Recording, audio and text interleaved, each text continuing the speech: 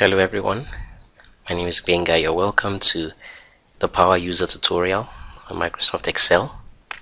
Today we'll be talking about a really cool feature which Microsoft Excel possesses, and that is called data validation. Now the idea behind data validation essentially is to promote the integrity of data collection in Excel. In that way it minimizes mistakes and errors which might prop up on that account. Now what we have here is a database for a company called Shipmakers International here. Now Shipmakers International, they have a list of staff members. So you can see here, you see surname, see first name, and then we see department and unit, and then we see the names arranged accordingly under each of these columns. So what we'd like to do is apply data validation to the department column such that in the process of collecting data, only relevant departments are keyed into the appropriate fields.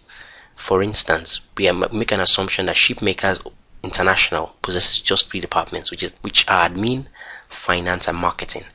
We do not want a case in which people mistakenly type or misspell whatever department they want to key in error for whatever reason. So we're going to build data validation into the department column. As you can see, that's column D over here. We're going to build the data validation such that right down from the top to the bottom we can only choose on those 3 departments.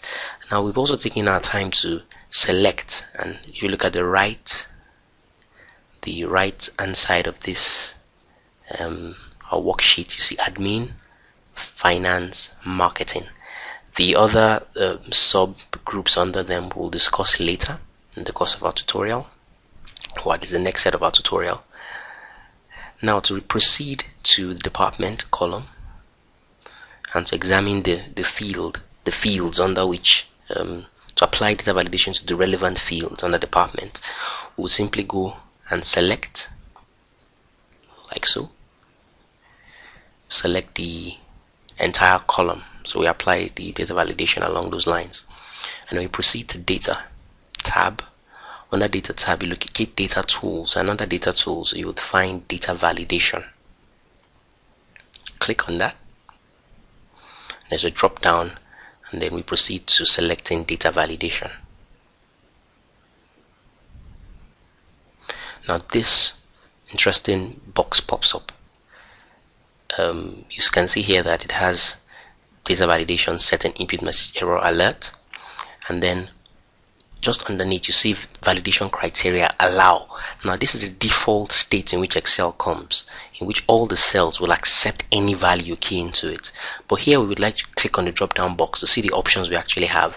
So we see under that we have any value, we have whole number, we have decimal, list, we see date, time, text length, custom.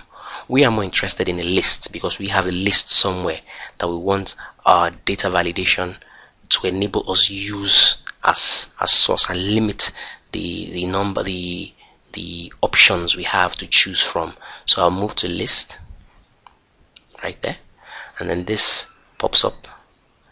Click on that, and I go on to select my source, which is what it indicates.